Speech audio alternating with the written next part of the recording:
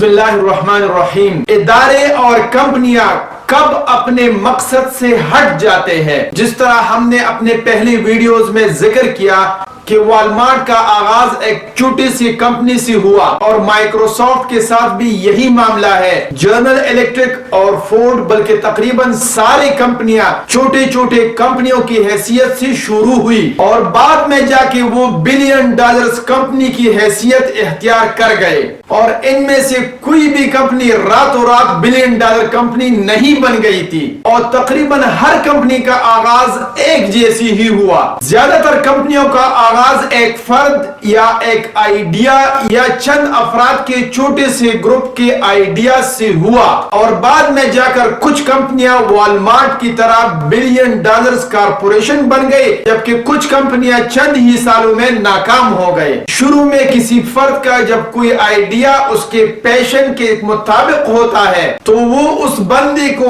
بہت ہی ناقابل یقین چیزیں کرنے کی قابل بنا دیتا ہے، تو اللہ رب العزت کی قدرت ہے کہ وہ شخص بہت سے ناقابل یقین کام کرنے کے قابل بن جاتا ہے، اور یہی پیشن اس بندے کو اپنے مقصد کے حصول کے لیے ہر قسم قربانی کے لیے تیار کر دیتا ہے، جس کی وجہ سے وہ دنیا میں کوئی ایسا امپیکٹ کریٹ کر دیتا ہے جس کی وجہ سے سب لوگوں کو یکساں طور پر فائدہ پہنچ جاتا ہے۔ اور تاریخ گواہ ہے کہ اپنے پیشن کے پیچھے چلنے والے اسکول اور کالج کے ڈراپ آؤٹ اسٹوڈنٹس ہوتے ہیں، اور یا بڑی بڑی تنہائی چھوڑنے والے افراد، اور یہ سب لوگ اپنے منزل کی طرف اکیلے ہی نکل جاتے ہیں، اور پھر لوگ ان سے انسپائر ہو جاتے ہیں اور ان کے ساتھ مل جاتے ہیں۔ اور اسی وجہ سے تو مجروح سلطان پوری صاحب نے فرمایا ہے، میں اکیلا ہی چلاتا جانب منزل، لوگ ساتھ آتے گئے اور کارواں بنتا گیا۔ اور پیشنیٹ لوگ چاہے لیڈر کی شکل میں ہو یا امپلائی کی شکل میں، پھر وہ دن رات کام کرتے ہیں، اور کبھی کبھی ایسا بھی ہوتا ہے کہ بڑی بڑی تنخواہیں اور عہدے چھوڑ کر اپنے پیشن کے پیچھے ایک معمولی سے عہدے پر کام کرنے کے لیے تیار ہو جاتے ہیں۔ اور کبھی کبھی تو ایسا بھی ہوتا ہے کہ اسٹیٹسٹیکلی اور لاجیکلی ان کو ناکامی نظر آتی ہے، لیکن پھر بھی کود پڑ جاتے ہیں اور اللہ رب العزت کی مدد اور اپنے پیشن کے ذریعے ظاہری ناکامی کو کامیابی میں بدل دیتے ہیں۔ اور یہ اس لیے جس طرح ہم نے پہلی ویڈیو میں عرض کیا تھا کہ وائی ٹائپ لوگوں کو وہ چیز نظر آتی ہے جو ہم اور آپ کو نظر نہیں آتے، اس لیے ظاہری طور پر ہمیں تو ناکامی نظر آتی ہے لیکن ان کو اصل اس ناکامی میں کامیابی نظر آتی ہے۔ تو اسی وجہ سے تو علامہ اقبال صاحب نے فرمایا، محروم تماشا کو پھر دیدہ بینا دے، دیکھا ہے جو کچھ میں نے اوروں کو بھی دکھلا دے۔ اب سوال یہ ہے کہ بہت سے چھوٹے بزنس ناکام کیوں ہو جاتے ہیں؟ تو اس کا جواب یہ ہے کہ کامیابی کے لیے صرف پیشن ہی کافی نہیں، اور اس پیشن کو لانگ ٹرم برقرار رکھنے کے لیے ایک ادارے کی اسٹرکچر اور نظام کی ضرورت ہوتی ہے۔ جس طرح ایک مقصد کے بغیر ایک نظام اور ادارے کو ہم کامیاب نہیں کہہ سکتے، تو اسی طرح ایک نظام اور اسٹرکچر کے بغیر صرف پیشن پہ چلنے والے ناکام ہی ہو جاتے ہیں۔ اگر آپ ماضی میں تھوڑا سا جان کے اور .com کے شروعات کے بارے میں سوچے تو پیشن تو بہت تھا لیکن اسٹرکچر نہیں تھا، جبکہ انڈیکارڈ ہاؤس کے ٹائٹینز کو اس قسم کے پرابلم کا سامنا نہیں کرنا پڑا، کیونکہ انہیں پتا تھا کہ کمپنی اور ادارے کو آگے بڑھانے کے لیے سسٹم اور پروسیسز کیسے تیار کیے جاتے ہیں۔ اور اسٹیٹسٹک پوائنٹ آف ویو سے وہ صرف 10% ان کمپنیوں میں تھے جو پہلے 3 سال میں ناکام نہیں ہوئے تھے۔ اور پیشن کو باقی رکھنے کے لیے اسٹرکچر اور نظام کی ضرورت ہوتی ہے، لیکن اسٹرکچر اور نظام بھی پیشن کے بغیر نہیں چل سکتا۔ تو یہ بات یاد رکھ لیجئے، اگر آپ کے ادارے اور کمپنی میں ایسے امپلائیز ہیں جن کا پیشن کچھ اور ہے اور پروفیشن کچھ اور، وہ کام تو کریں گے لیکن امپیکٹ کریٹ نہیں کر سکیں گے۔ اور میں نے بہت سارے لوگ ایسے دیکھے ہیں جو پیشن کی پیچھے تو چل جاتے ہیں لیکن نظام اور اسٹرکچر پہ بلیف نہیں رکھتے تو ناکام ہو جاتے ہیں، اور کچھ لوگ ایسے ہوتے ہیں جو صرف اسٹرکچر اور نظام پہ بلیف رکھتے ہیں اور پیشنیٹ نہیں नहीं होते तो फिर वो भी बिजनेस तो चला लेते हैं लेकिन लीड नहीं कर पाते, क्योंकि गुज़िश्ता वीडियो में हमने इस पे डिस्कशन किया है कि किसी इदारे या कंपनी को चलाने और लीड करने में बहुत बड़ा फर्क होता है। और बाज लोग ऐसे होते हैं कि शुरू में वो तो पैशनेट होते हैं, लेकिन वो जब कुछ अचीव कर पाते हैं तो अपने पैशन और पर्पस को भूल जाते हैं और व्हाट और हाउ पे फोकस कर लेते हैं, तो फिर उनका अंजाम भी वॉलमार्ट की तरह होता है। वॉलमार्ट के बारे में डिटेल वीडियो हम पहले बना चुके हैं, लेकिन यहाँ मुख्तसर ये कि वॉलमार्ट सैम वाल्टन ने इस मकसद के लिए बनाया था कि कैसे वो ज्यादा से ज्यादा लोगों को फायदा पहुंचाए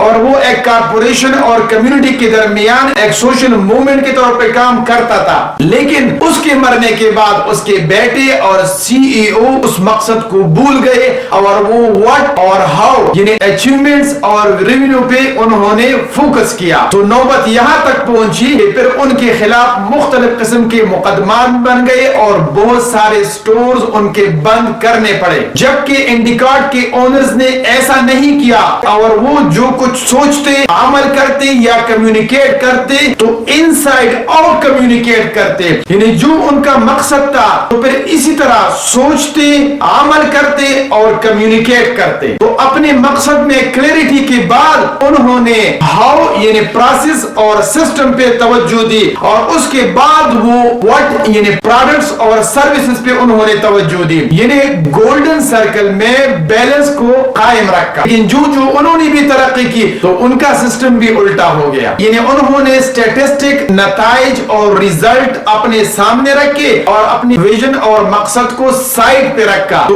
उनके साथ भी बिल्कुल ऐसा ही हुआ कि वो स्प्लिट हो गए। किसी भी इदारे या कंपनी का सबसे बड़ा चैलेंज सक्सेस है, क्योंकि जब कोई इदारा या कंपनी छोटी होती है तो उसका फाउंडर जो भी फैसला करता है अपने पैशन के मुताबिक करता है, मार्केटिंग से लेके प्रोडक्ट्स बनाने तक, एम्प्लॉइज को हायरिंग और फायरिंग, इसी तरह जितनी भी बड़े बड़े फैसले कंपनी में होते हैं तो वो सब अपने पैशन के मुताबिक करता है और उनको ये फैसले इसलिए दुरुस्त भी नजर आते हैं। लेकिन जैसी जैसी कोई कंपनी या इदारा बढ़ता है और वो तरक्की करता है तो जाहिर तौर पर एक फर्द के लिए तमाम फैसले करना मुश्किल हो जाता है और फिर डिसीजन के लिए वो न सिर्फ दूसरों पर एतमाद करता है बल्कि कभी कभी एम्प्लॉइज को हायर करने या फायर करने का इख्तियार भी एग्जीक्यूटिव्स को दे देता है। तो ये वो वक्त है कि इस इदारे के एम्प्लॉइज और एग्जीक्यूटिव्स को इदारे के पर्पस और विजन पर फोकस करना चाहिए, वरना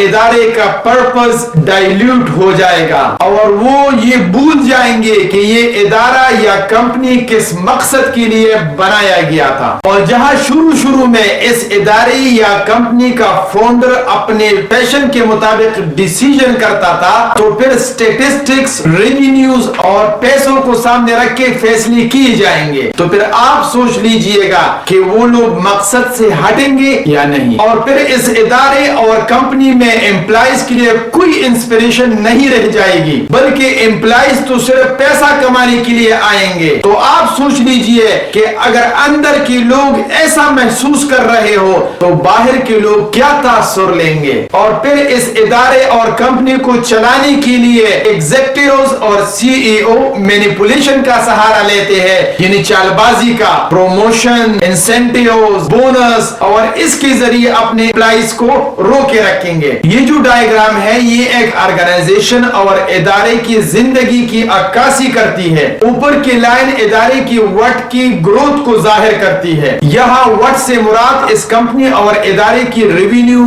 पैसा, मार्केट शेयर वगैरह वगैरह, बल्कि ये मेजरमेंट कुछ भी हो सकती है। ये इदारे के स्ट्रक्चर की बुनियाद पे है कि वो क्या काम करती है। और दूसरी लाइन इस इदारे के मकसद का इजहार करती है। तो इस डायग्राम का मकसद ये है कि जैसे जैसे आपका इदारा बढ़ेगा, यानी आपकी रेवेन्यू और आपके रिजल्ट्स अच्छे होते जाएंगे, तो साथ साथ आपने इस पे भी ध्यान रखना है कि आपका मकसद तो फौत नहीं हो रहा, कि आपका मकसद पूरा हो रहा है या नहीं। तो अगर ये दोनों साथ साथ चलेंगे तो इदारा कामयाब होगा, और अगर साथ साथ नहीं चलेंगे यानी सिर्फ रिजल्ट्स होंगे, मकसद पूरा नहीं हो रहा, तो इदारा नाकामी की तरफ जा रहा है। जब इदारे छोटे होते ہوتے ہیں تو چونکہ فاؤنڈر موجود ہوتا ہے تو ان سے لوگ انسپریشن لیتے ہیں، تو مقصد لوگ نہیں بھول جاتے، یعنی پیسے اور ریونیو پہ بھی توجہ ہوتی ہے، نظام اور سسٹم بھی ساتھ ساتھ چلتا ہے، لیکن مقصد بھی لوگوں کو یاد رہتا ہے، کیونکہ انسپریشن کا جو سورس ہے یعنی لیڈر